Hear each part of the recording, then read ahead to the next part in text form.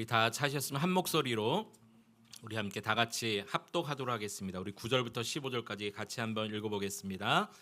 내가 만일 내 입으로 예수를 주로 시인하며 또 하나님께서 그를 죽은 자 가운데서 살리신 것을 내 마음에 믿으면 구원을 받으리라.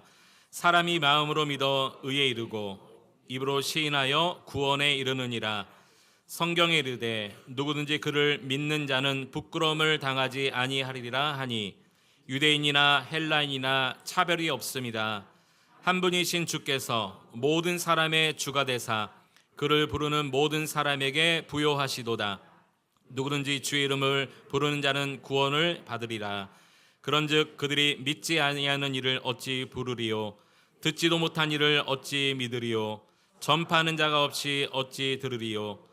보내심을 받지 아니하였으면 어찌 전파하리요? 기록된 바 아름답도다. 좋은 소식을 전하는 자들의 발이여 함과 같으니라. 아멘. 오늘 말씀의 제목이 좋은 소식을 전하는 자들입니다. 우리 같이 한번 말씀의 제목을 따라해 보실까요? 좋은 소식을 전하는 자들. 우리 옆에 계신 분에게 축복합시다. 당신은 좋은 소식을 전하는 자입니다.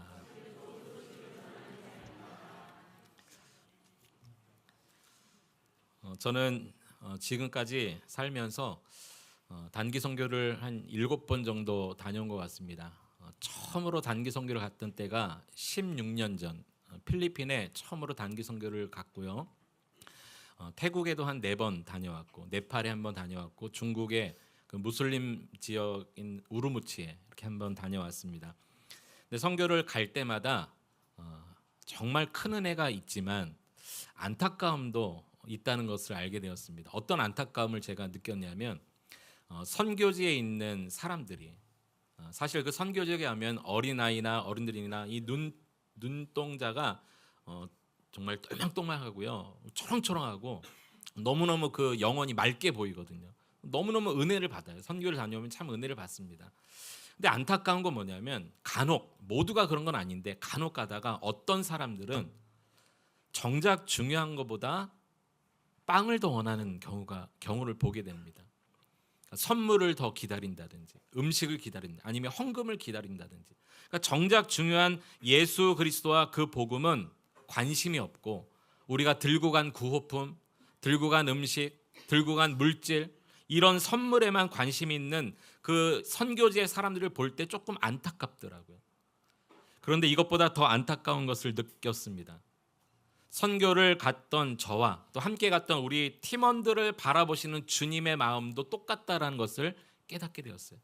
우리가 바라보는 피선교지의 사람이 아니라 선교를 간 저를 바라보시는 주님의 마음이 똑같다라는 거죠. 왜 그런 걸 느꼈냐면 우리가 선교 가지만 혹시 저와 우리 선교팀들은 선교지에만 관심이 있는 거 아닌가? 그럴 때가 있어요.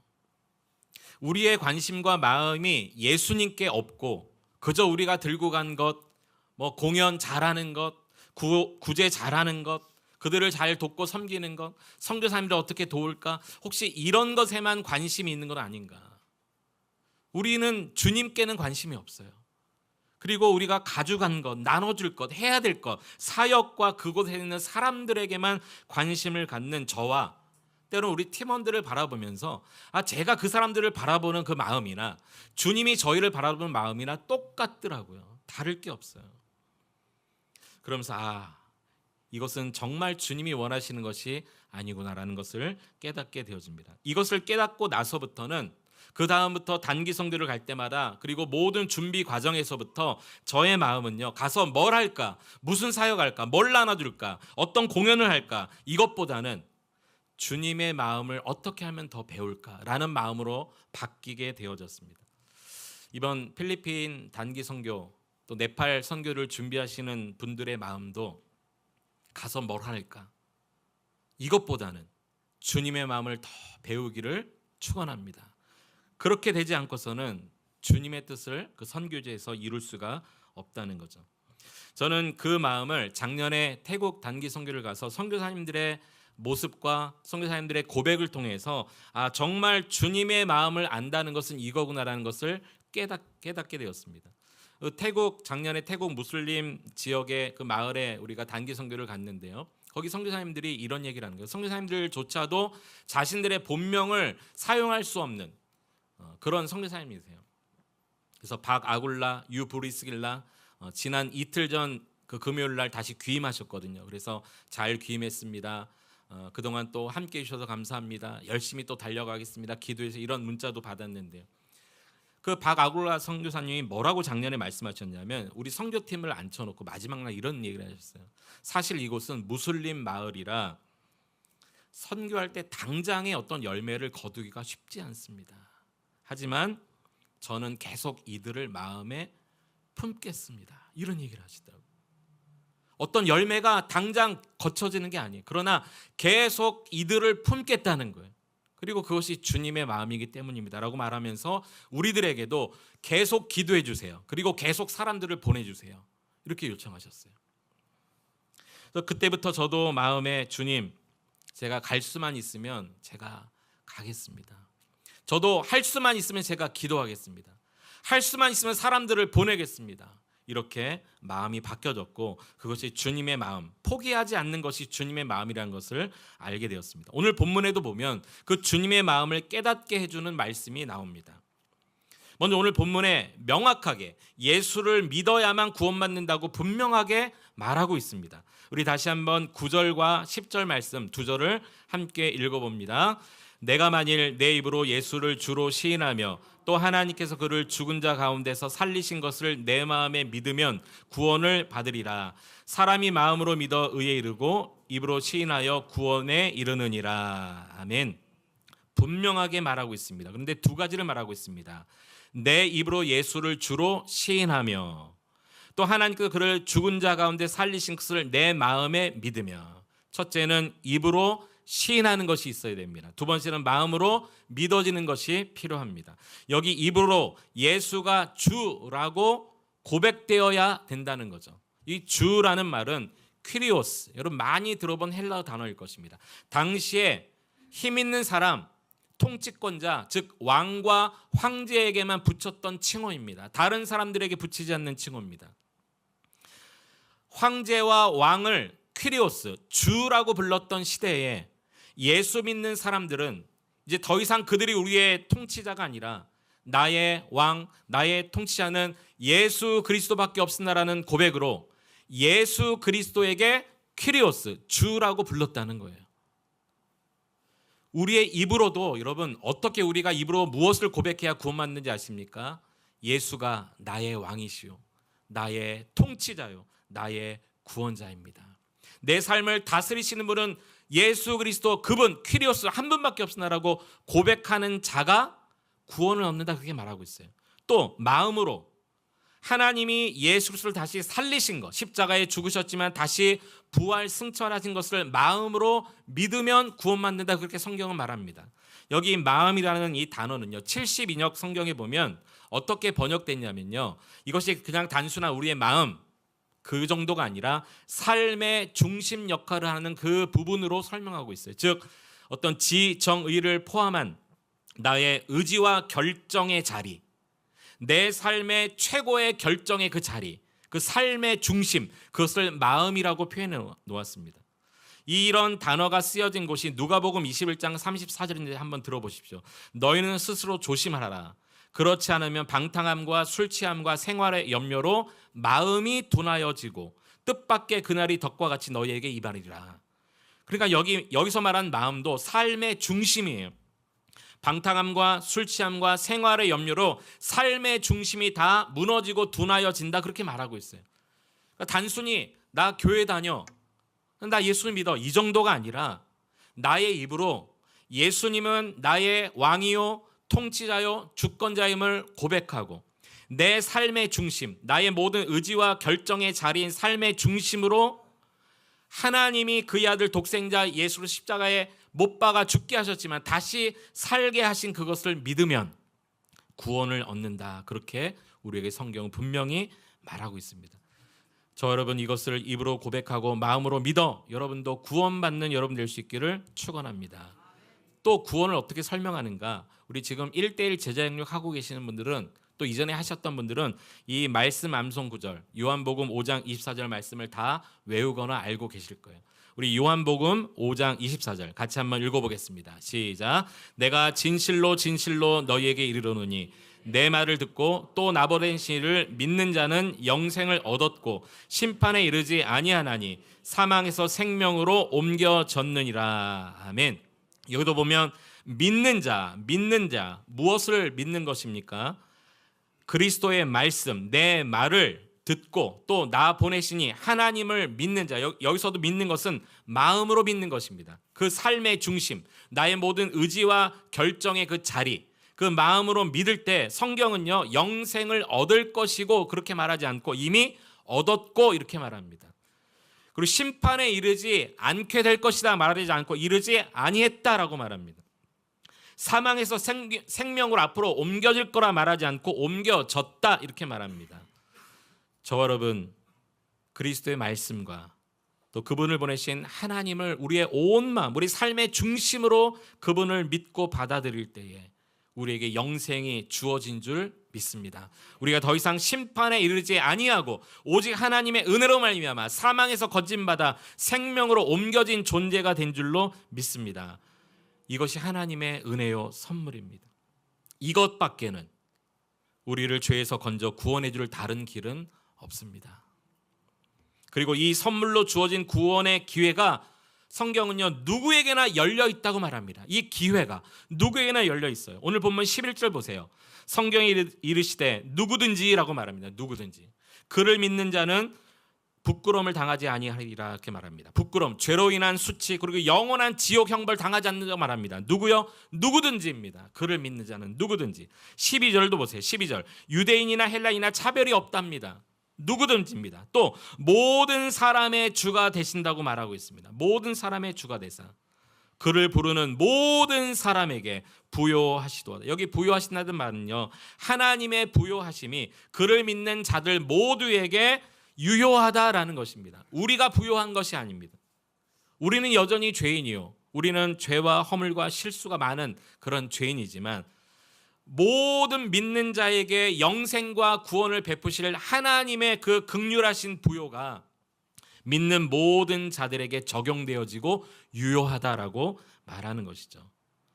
그런데 여러분 제가 지금 강조하면서 말했던 이 앞에 말했던 이것보다 지금 말할 이것이 더 중요한 것입니다. 이 뒷부분이 더 중요한 말씀이 나옵니다. 14절 15절 두 절을 같이 한번 읽어봅니다. 시작. 그런즉 그들이 믿지 아니하는 일을 어찌 부르리요 듣지도 못한 일을 어찌 믿으리요 전파하는 자가 없이 어찌 들으리요 보내심을 받지 아니하였으면 어찌 전파하리요 기록된 바 아름답도다 좋은 소식을 전하는 자들의 발이여 함과 같으니라. 누구든지 예수 그리스도를 믿어야 구원받고 영생을 얻는데 그러려면 누군가는 보내져야 된다는 거예요. 누군가 보내져야 전파가 되죠. 전파해야 듣죠. 들어야 예수님을 알죠. 그래야 믿어진다는 거예요. 다시 말해서 누군가 복음을 듣고 예수 그리스도를 믿어 구원받고 영생을 얻으려면 가장 먼저 보내져야 하고 보내는 이들이 있어야 한다는 거죠. 그래서 우리가 쉽게 말하기를 가는 선교사, 보내는 선교사 말은 너무 쉬운데 가장 중요한 이것에 동참하고 있는가? 모두가 선교가라는 얘기가 아닙니다. 내가 나가지 않으면 반드시 보내야 합니다. 누군가는 보내져야 하고 누군가는 보내야 합니다. 그래야 전파되고 듣고 믿고 알게 되는 것이죠. 오늘 우리 예배 이후에 있을 이 선교 바자회도 여러분 동참하는 것 자체가 귀한 선교에 동참하는 것이라는 것을 잊지 않으셨으면 좋겠어요.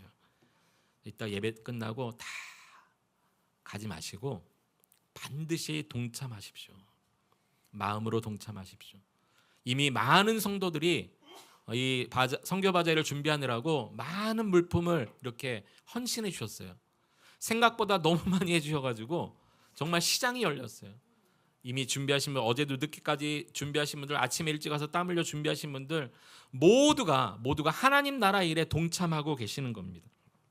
또 이 기증된 물품을 내가 사는 것, 이것 또한 하나님 나라에 동참하는 것입니다.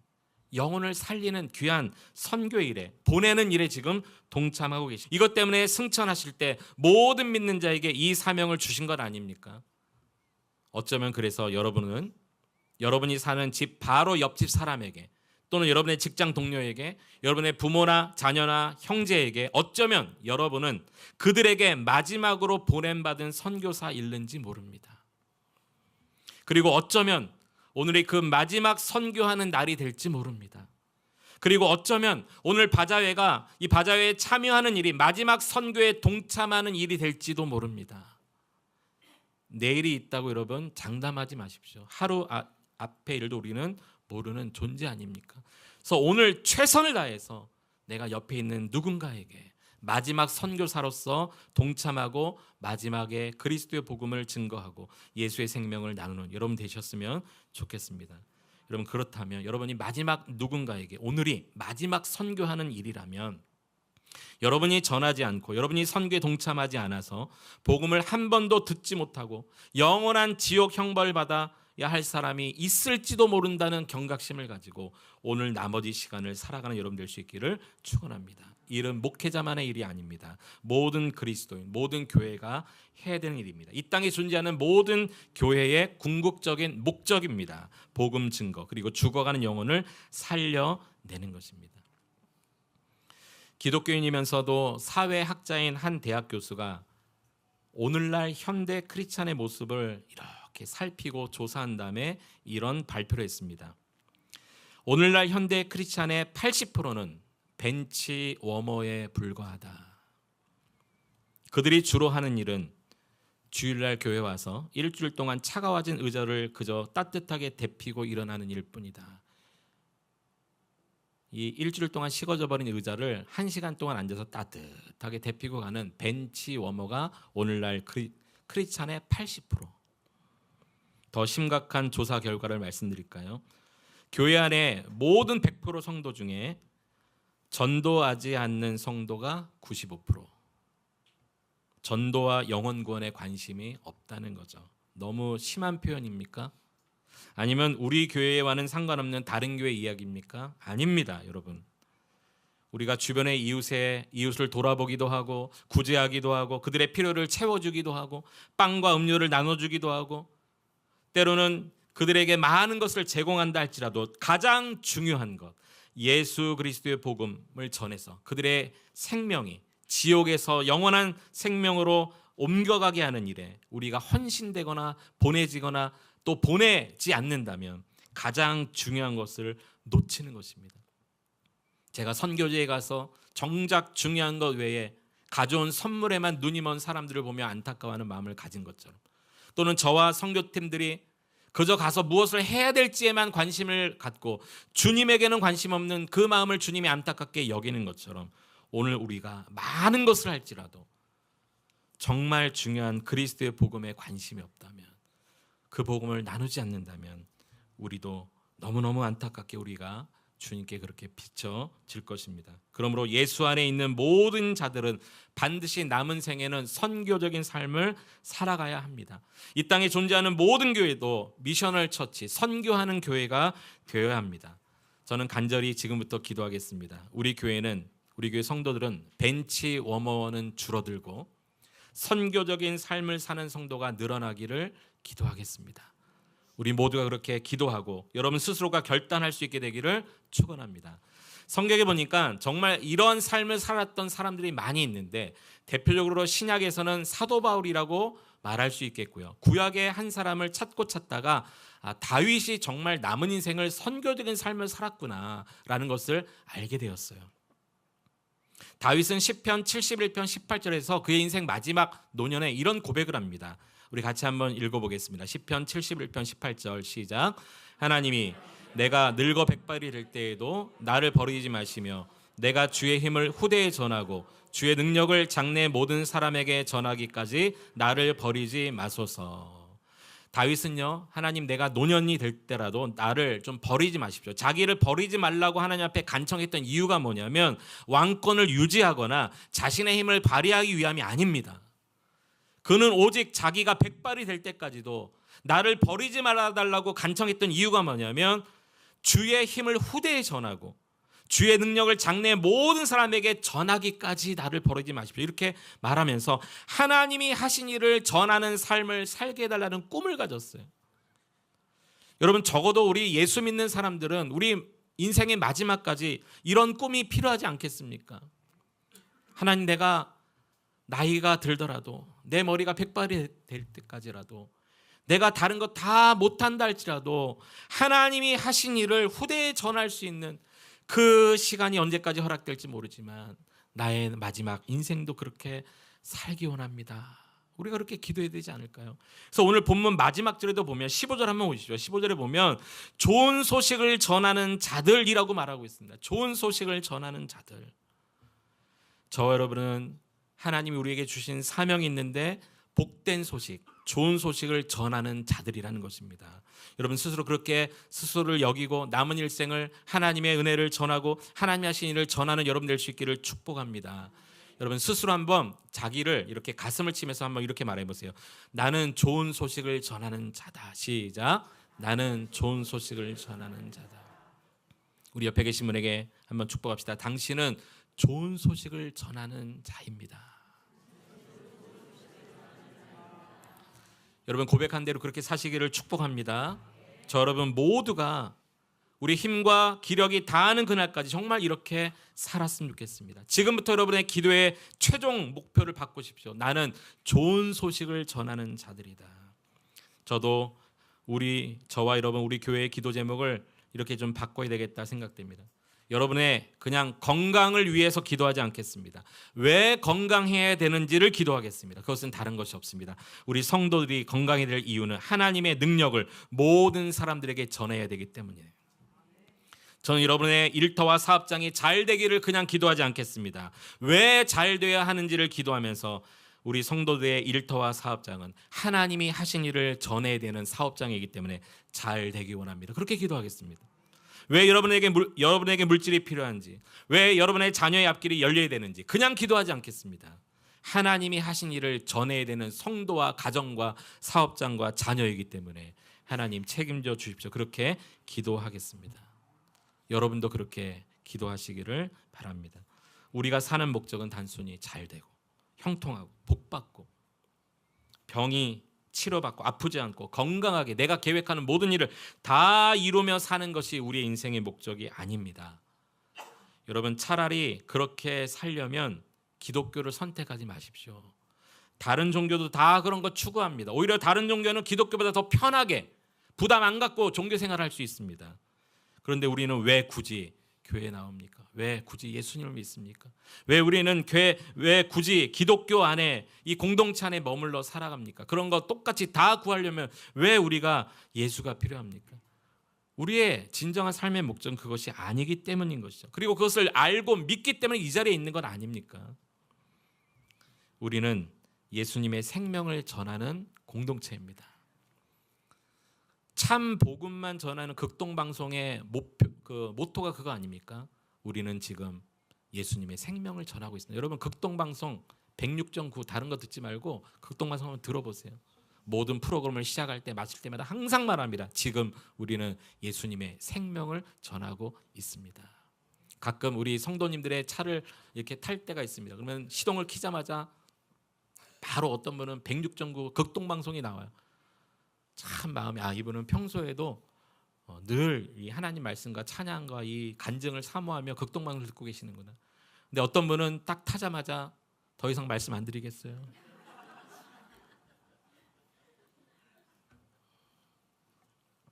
여러분, 우리는 지금 예수님을 전하는 공동체입니다. 이것을 잊지 않으시기를 축원합니다. 반드시 어떤 일을 하든 직업, 사업, 학교, 공부 다 좋습니다. 그러나 모든 것의 목표는 그 자체가 아니라 그리스도를 전하는 것입니다. 예수 생명을 전하는 것입니다. 어떤 한국 목사님이 미국에 가서 유학을 하던 중에 일주일치 먹을 거를 사기 위해 마트를 갔어요. 마트 가서 다 사고 나오는데 마트 딱 문 앞에 한 거린이 앉아 있는 거예요. 근데 이분을 너무너무 돕고 싶은데 자기 주머니에 돈이 없어요. 자기는 카드밖에 가지고 있지 않습니다. 주변에 사람을 보니까 그냥 다 지나가는 거예요. 근데 하나님께서 너무나도 강력하게 이분을 좀 도우라는 마음을 주셔서 돈은 없지만 다시 마트에 들어가서 한 100달러 정도 물건을 사다 카드로 긁어가지고 그분에게 주었어요. 당장 먹을 수 있는 걸 주었어요. 그리고 다음 날 또 다른 마트를 갔습니다. 근데 그 거린이, 어제 봤던 거린이 또 거기 와서 앉아 있는 거예요. 이번에는 그가 먹을 수 있는 햄버거를 세트를 사가지고 주면서 그에게 주었습니다. 이 목사님이 그렇지, 내가 왜 미국까지 와서 신학 공부를 하고 있지? 신학 공부하고 있는 자체가 목적이 아니라 결국은 이와 같이 예수님처럼 헐벗고 굶주리고 가난하고 병든 사람들을 돌아보고 예수의 생명이 아직 없는 사람들을 살리기 위해 내가 이곳까지 와서 이렇게 공부하고 있는 거 아닌가? 공부도 중요하지만 시간이 날 때마다 거리를 찾아다니면서 많은 거린들을 돕기 시작했어요. 그런데 이 한국에서 유학 온 목사님이 소문이 나기 시작한 거예요. 동네에. 주변에 있는 그 지역에 있는 미국 목사님들도 이 한국 목사님을 도와서 계속 거린을 돕는 일을, 캠페인을 계속 벌입니다. 결국 그 동네에서 거린이 한 사람도 없이 다 거린이 없어졌어요. 거린들이 다른 마을에 간 것이 아니라 다 거린들이 자립하게 되었다는 거예요. 그리고 자립만 할 뿐만이 아니라 처음에 거린이었던 자신들도 다른 지역의 거린들을 돕는 일에 함께 동참하느라고 그 마을에는 거린들이 다 사라졌답니다. 가장 중요한 것을 놓치지 않았기 때문이죠. 먹을 것만 전했습니까? 아닙니다. 예수 그리스도를 전했습니다. 그래서 이 단체가 가장 중요하게 여기는 건요, 빵보다도 복음입니다. 나중에 사람들이, 많은 기자들이 와서 이 한국인 목사님에게 물어봤답니다. 어떻게 당신은 이런 일을 할 수 있습니까? 그리고 주변에 많은 사람들은요, 이 한국에서 유학 온 이 목사님 때문에 우리가 복음을 전하게 됐고 이 마을이 바뀌었습니다. 이렇게 말할 때 이 목사님 뭐라고 말했냐면, 아닙니다. 저 때문이 아닙니다. 예수님 때문입니다. 저에게 이 마음을 주신 예수님 때문이고 전한 복음 때문이지 저 때문이 아닙니다라고 말을 했다는 거예요. 여러분, 선행과 구제도 참 중요하지만 복음 전한 것이 너무너무 중요합니다. 그래서 오늘 이 선교 바자회에 동참하는 마음도 여러분 생명 살리는 마음으로 동참하십시오. 여러분, 땀 흘리고 수고하는 것도 한 생명 살리기 위해 하는 거지. 여러분, 내가 저거 찍었는데 저 집사가 먼저 채갔네 이러지 마세요. 나는 5,000원어치 샀는데 왜 10,000원을 내래 이러지 마세요. 한 생명을 살리기 위해 헌신하고 동참하는 것입니다. 무엇이 더 중요한지를 여러분 잊지 않게 되기를 축원합니다. 개인적으로 참 존경하는 고 한경직 목사님은 살아계실 때 이런 설교를 했습니다. 우리는 두 가지 죄를 짓습니다. 하나는 적극적인 죄, 거짓말, 도둑질, 음란, 방탕, 사기. 적극적인 죄도 있지만 소극적인 죄가 더 무섭습니다. 이런 얘기를 했어요. 소극적인 죄가 뭐냐면 마땅히 해야 할 일을 하지 않는 거, 부모에게 효도하지 않는 거, 성도의 의무를 다하지 않는 거, 그리스도인으로서 또 교회로서 해야 할 사명을 감당하지 않는 것, 이것은 더 무서운 소극적인 죄입니다. 이렇게 말했어요. 혹시 저와 우리 성도들, 우리 온 교회는 소극적인 죄를 너무 많이 짓고 살고 있지 않습니까? 눈에 보이고 누구라도 다 알만한 윤리적이고 도덕적인 죄는 안 지어도 굳이 내가 하지 않아도 돼라고 생각하는, 당연히 해야 될 일을 하지 않는 그 죄를 짓고 있지 않습니까? 하나님 앞에서 우리가 다시 회개하면서 정말 중요한 복음과 예수 그리스도를 전함으로 생명 살리는 공동체원으로서 마음을 모아 한 생명이라도 살리기 위해 그래서 사역하고, 한 생명을 살리기 위해 그래서 바자회도 하고, 한 생명 살리기 위해 그래서 우리가 선교도 하는, 마지막 우리 남은 인생은 선교적 교회, 선교적 공동체로 살아가는 모두가 될 수 있기를 축원합니다. 말씀을 정리합니다. 모든 사람은 다 죄라는 병에 걸렸습니다. 그러나 이 죄의 형벌에서 건진받고 구원받는 길이 있습니다. 죽음 이후에 심판에 이르지 않고 영원한 생명을 얻는 길이 있습니다. 영적 사망에서 생명으로 옮겨질 수 있는 유일한 길이 있습니다. 오직 예수 그리스도밖에 없습니다. 그런데 이분을 내가 이분은 나의 왕이요 나의 통치자요 주관자임을 입으로 고백함과 동시에 또 이분을 나의 삶의 중심, 나의 모든 의지와 결정의 자리에서 모든 상황 속에서 주님을 믿을 때에 우리는 구원받게 되어 있습니다. 그러나 이것보다 더 중요한 것은 누군가는 이 일을 위해 보내져야 됩니다. 그리고 보내야 합니다. 그래야 전파되고 전파돼야 듣고 들어야 알고 그때 주님을 불러 그들이 믿게 되어집니다.